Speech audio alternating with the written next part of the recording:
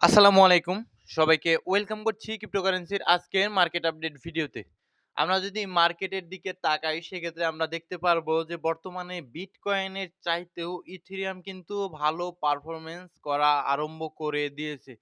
তো আজকের ভিডিওতে এর ইফেক্ট কি হতে পারে মার্কেটে সেটা নিয়ে আমরা আলোচনা করার চেষ্টা করব। তো ভিডিও শুরু করার আগে একটি ডিসক্লেমার, এই ভিডিওটি শুধুমাত্র একটি এডুকেশনাল ভিডিও।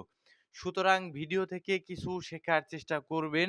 আবারও বলছি, এই ভিডিওটি শুধুমাত্র এডুকেশনাল ভিডিও। সো আমরা ভিডিও শুরুতেই প্রথমে যে বিষয়টা নিয়ে আলোচনা করার চেষ্টা করব সেটা হলো গিয়ে বেশ কিছু নিউজ আমরা আলোচনা করার চেষ্টা করব। সো প্রথম আমাদের যে নিউজটা উঠে আসে, যেটা আমাদের একটু আগে উঠে এসেছে, যেটা আমরা ইনস্ট্যান্ট টেলিগ্রাম চ্যানেলের মাধ্যমে আপনাদের জানিয়ে দেওয়ার চেষ্টা করেছি। তো নিউজটা ছিল কি, পিপিআই রেট কিন্তু আগের চাইতেও কমেছে। PPI rate falls to 2.3 lower than expectation. অর্থাৎ এক্সপেকটেশনের চাইতেও কিছুটা কমেছে। সো এইটা একটা ভালো খবর, ঠিক আছে? এটা ইউএস ইকোনমিক্স এর জন্য একটা ভালো খবর। এইটা ইন্ডিকেট করছে যে আমাদের মুদ্রাস্ফীতি কিছুটা নিয়ন্ত্রণে আ আছে। যদিও কিছুটা বেড়েছে, আমরা উপরে নিউজে সেটা কভার করার চেষ্টা করব। তবে কিছুটা নিয়ন্ত্রণে আছে। পিপিআই রেট কি? পিপিআই রেট হলো একটি ইনডেক্স যা দ্বারা আসলে নির্মাতারা পণ্য বিক্রি করার সময় কত দাম নিচ্ছে তা পরিমাপ করার একটা ইনডেক্স বলতে পারেন। সো এইটা মোটামুটি মার্কেটের জন্য একটা ভালো খবর। ঠিক আছে? যে পিপিআই রেটটা কিছুটা কমে এসেছে। সো নেক্সট আমাদের যে নিউজটা ছিল, গতকালকে আমি টেলিগ্রামের মাধ্যমে আপনাদের জানিয়ে দেওয়ার চেষ্টা করছি। তো এই সমস্ত ফান্ডামেন্টাল নিউজগুলো এবং বিভিন্ন কয়েনের অ্যানালাইসিস, টেকনিক্যাল অ্যানালাইসিস গুলো পাওয়ার জন্য অবশ্যই আপনারা টেলিগ্রাম চ্যানেলটিতে জয়েন থাকার চেষ্টা করবেন। ডেসক্রিপশন বক্সে টেলিগ্রাম চ্যানেলের লিংক দেওয়া থাকবে। আপনারা সেখান থেকে টেলিগ্রাম চ্যানেলে জয়েন হয়ে যাবেন। সো দ্বিতীয় যে নিউজটা ছিল সেটা হলো গিয়ে কি, US house fails to advance crypto genius act, clarity act and anti CBDC, যে আমাদের একটা উম বিল ছিল, ঠিক আছে? সেটা কিন্তু পাস হওয়ার কথা ছিল আমাদের, কিন্তু সেইটা পাস হয়নি। তো এটা গুরুত্বপূর্ণ ৩ টি ক্রিপ্টো সম্পর্কিত বিল যেহেতু, তো এটা আসলে পাস হয়নি। রুলস এবং রেগুলেশন সম্পর্কিত বিল। আমাদের ক্রিপ্টো নিয়ে রুলস এবং রেগুলেশন সম্পর্কিত বিলটা ছিল। তো সেইটা আসলে ভোটাভুটি হয়েছিল ইউএসএ তে। আসলে সেখানে পাস হয়নি, ঠিক আছে?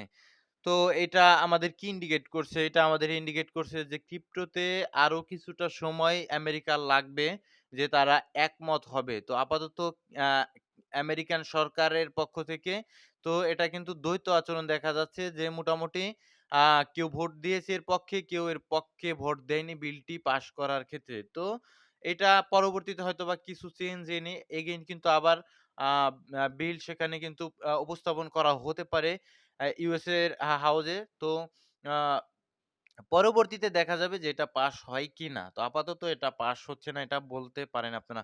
তো নেক্সট যে গুরুত্বপূর্ণ নিউজটা আমাদের ছিল, US inflation rise to 2.7% higher than expectation. তো এইটা আমাদের গতকালকে উঠে এসেছিল। তো এইটা আমাদের জন্য আসলে একটা খারাপ নিউজ ছিল। অর্থাৎ এক্সপেকটেশন এর চাইতেও কিন্তু ইনফ্লেশন অর্থাৎ মুদ্রাস্ফীতি কিছুটা বেড়ে গিয়েছিল। তো মুদ্রাস্ফীতি বাড়লে আমাদের ফেডের তরফ থেকে রেট কাট করার চান্সটা কিন্তু কমে আসে। যদিও আমাদের এই মাসে খুব একটা বেশি চান্স নেই রেট কাট করার। তবে আমাদের ইউএস ইনফ্লেশন বাড়ার ফলে এটা আরো আরো একটু আমাদের আসলে এম বলে দিচ্ছে যে এবার হয়তোবা রেট কাট হচ্ছে না। আর এটা বাড়ার ফলে আসলে রেট কাটটা হওয়ার চান্স আসলেই কিছুটা কমে গেল। সো নিউজটা মার্কেটের জন্য কিছুটা খারাপ নিউজ ছিল, যার আসলে ইমপ্যাক্ট আমরা গতকালকে মার্কেটে কিছুটা দেখতে পেয়েছিলাম। তো এই সমস্ত নিউজগুলো পেতে অবশ্যই টেলিগ্রাম চ্যানেলটিতে আপনারা জয়েন থাকার চেষ্টা করবেন। সো নেক্সট আমরা যে বিষয়টা নিয়ে আলোচনা করব, আমরা বিটকয়েন মোটামুটি ২৪ ঘন্টায় দেখতে পাচ্ছি 0.082% আ 0.82% এর মতো পাম্প করছে। কিন্তু অন দ্যা আদার হ্যান্ড আমরা ইথেরিয়ামকে দেখতে পাচ্ছি 4.7 অন এর মতো বেশি 4.7 অন এর চাইতেও কিছুটা বেশি পাম্প করেছে। সো এইটা আমাদের মার্কেটে ইথেরিয়াম যেই স্ট্রং সেইটা আমাদের আসলে ইন্ডিকেট করছে। আমরা ইথেরিয়ামকে দেখতে পাচ্ছি যে কন্টিনিউয়াস কিন্তু পাম্প করছে। আমরা যদি চার্টে আসেন সেক্ষেত্রে দেখতে পারবেন যে কন্টিনিউয়াস পাম্প করে যাচ্ছে এবং প্রপার আপ ট্রেন্ড এ রয়েছে, যেটা আপনি 4 ঘন্টার টাইম ফ্রেমের থ্রোতেও যদি দেখেন সেক্ষেত্রেও কিন্তু দেখতে পারবেন যে প্রপার আপট্রেন্ড কন্টিনিউ করে যাচ্ছে আমাদের ইথিরিয়াম। এবং আমরা যদি ইথ বিটিসির পেয়ারে চলে আসি সেই ক্ষেত্রে আমরা দেখতে পারবো যে ইট বিটিসির যে পেয়ারটা সেটা কিন্তু বেড়ে যাচ্ছে। সো এটা আমাদের কি ইন্ডিকেট করে? এটা ইন্ডিকেট করে যে ইথেরিয়াম বিটকয়েনের তুলনায় এটা পড়ে গিয়েছিল অনেকটা। সেখানে আমরা দেখতে পেয়েছিলাম যে ইথেরিয়াম বিটকয়েনের তুলনায় মানে দুর্বল। ভালো পারফরম্যান্স করতে পারেনি। তো আমরা প্রাইজেও দেখতে পেরেছি, পারফরম্যান্সও দেখতে পেরেছি প্রিভিয়াস যে ইথেরিয়াম বিটকয়েনের তুলনায় ভালো পারফরম্যান্স করতে পারেনি। সুতরাং যার কারণে আমরা সমস্ত অলকয়েন গুলোর উপর এই প্রভাবটা কিন্তু দেখতে পেয়েছি। তো কোনো অলকয়েনই সেরকম কোনো ভালো পারফরম্যান্স করতে পারেনি। কিন্তু এখন আমরা ডেইলি টাইম ফ্রেমের থ্রুতেও দেখতে পাচ্ছি যে মোটামুটি ইথবিটিসির ভালো পারফরম্যান্স, অর্থাৎ বিটকয়েনের তুলনায় ইথেরিয়াম এখন স্ট্রং মনে হচ্ছে। ইথেরিয়াম বিটকয়েনের তুলনায় পারফরম্যান্স করছে। সো এইটা হলে আপনারা মাঝে, মাঝে এরকমটা দেখতে পারবেন যে বিটকয়েন মাত্র 1% 2% এর মতো পাম্প নিলে on the other hand Ethereum কিন্তু আমাদের পাম্প করে যাবে 8 to 10% এর মতো। এটা আমাদের ইথেরিয়ামের পারফরম্যান্স বিটকয়েনের তুলনায় বেড়ে যাবে। সো এটা আমাদের ইন্ডিকেট করছে যে আমাদের সামনে হয়তোবা আমরা অল্ট কয়েনের পারফরম্যান্স দেখতে পারি। কারণ উইকলি টাইম ফ্রেমে আসলে আপনি দেখতে পারবেন যে মোটামুটি আ এটা কিন্তু অনেকটাই নিচে চলে এসেছিল। যার কারণে আমাদের একদম এখানে একটা ডিমান্ড জোন ছিল।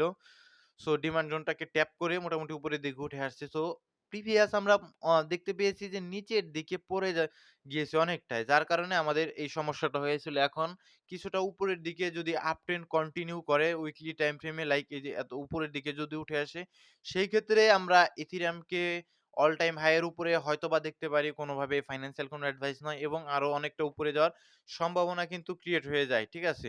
তো সেক্ষেত্রে এটা আমাদের আরো ইন্ডিকেট করে যে আমাদের বিটকয়েন থেকে মানিটা ফ্লো হয়ে ইথেরিয়ামের দিকে আসছে এবং সেই সাথে অন্যান্য বিভিন্ন অলকয়েন গুলোতে আসার চেষ্টা করছে।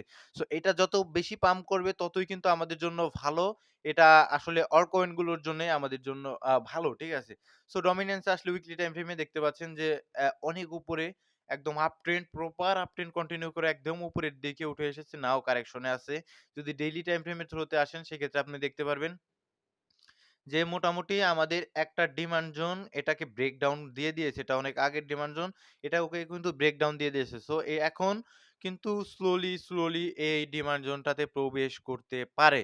ঠিক আছে? যেটা আমাদের টেকনিক্যাল এনালাইসিস অনুযায়ী উঠে আসে। সেক্ষেত্রে আমরা অল্ট কয়েন গুলোতে কিন্তু আরো হালকা পাতলা কিন্তু যদি বিটকয়েন স্টেবল থাকে, বিটকয়েন যদি ফল ডাউন না করে, বিটকয়েন যদি সাইডওয়েজ থাকে, সেক্ষেত্রে আমরা হয়তোবা অল্ট কয়েন গুলোতে মোটামুটি ভালো পারফরম্যান্স দেখার একটা সম্ভাবনা ক্রিয়েট হয়ে যায়।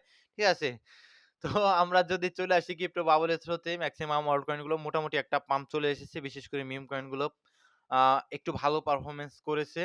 আর অল্ট কয়েন গুলো মোটামুটি লেভেলের পাম্প চলে এসেছে। এবং বিটকয়েন ইটিএফ এর থ্রোতে যদি আমরা দেখি বিটকয়েনকে, সেক্ষেত্রে ১৫ তারিখ গতকাল কিন্তু আমাদের ইটিএফ মোটামুটি ৪০৩ মিলিয়নের মতো ইনফ্লো হয়েছে।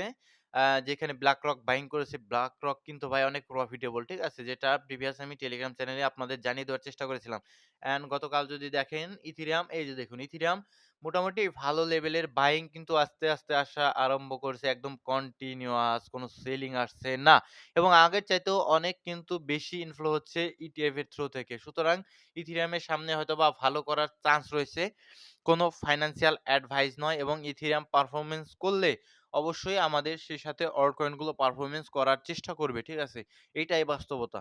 তো নেক্সট আমরা যদি কমেন্টে আসি, অল্প কিছু কমেন্ট পড়বো। ভাই এখন কন্টিনিউটি দেখুন ভাই, এইটা ডিপেন্ড করবে আপনি কি ইনভেস্ট করছেন, না শর্ট টাইম ট্রেড করছেন, না স্ক্যালপিং করছেন, না সুইং করছেন। এটা আপনার জন্য আপনার ডিসিশন ভাই। আপনি আসলে কি করছেন সেই সাথে এনালাইসিস গুলোও আলাদা হবে। ঠিক আছে? নেক্সট অন আ আপনি ফিউচার ট্রেড কি কারণে করেন? I don't know. তো নেক্সট অ্যাভাক্স। অ্যাভাক্স কিন্তু পারফরম্যান্স ভালো করতে পারেনি এখন পর্যন্ত। তবে এখন কিন্তু আস্তে অ্যাভাক্সেরও ভালো পারফরম্যান্স করার সম্ভাবনা ক্রিয়েট হয়ে যায়। ঠিক আছে? তো অ্যাভাক্সের চার্টে আসলে আপনি ডেইলিতে দেখতে পারবেন যে মোটামুটি আপ ট্রেন্ডে ডাউন ট্রেন্ডে ছিল। এখন এর উপরে আসলে আমরা আপ ট্রেন্ড বলতে পারবো। ঠিক আছে? চেঞ্জ অফ ক্যারেক্টার পাবো। ইন্টারনাল পেয়েছি এখন মেজরটা পেলে ভালো এটা কন্টিনিউ করবে এই সমস্ত জোনগুলোতে ভিজিট করার সম্ভাবনা কিন্তু অ্যাভাক্সে ক্রিয়েট হয়ে যায়। সুতরাং কোনো ফাইন্যান্সিয়াল অ্যাডভাইস নেই। অবশ্যই নিজের রিস্কে আপনার এনালাইসিস করার চেষ্টা করবেন, ঠিক আছে? এবং যদি আমরা উইকলি টাইম ফ্রেমে আসি, এটা সম্ভব হলো শর্টার টাইম ফ্রেমে সম্ভবত আপট্রেন্ড কন্টিনিউ অলরেডি করা আরম্ভ করে দিয়েছে। অ্যাভাক্স যদি শর্টার টাইম ফ্রেমে আসি, এই যে দেখুন আপট্রেন্ড কি সুন্দর আপট্রেন্ড কন্টিনিউ করছে। এগুলো লক্ষ্য রাখতে হয়, ঠিক আছে? নেক্সট আমরা যেটা এনালাইসিস করব, হ্যাঁ, সিপিআই ডাটা 2.7 এসেছে।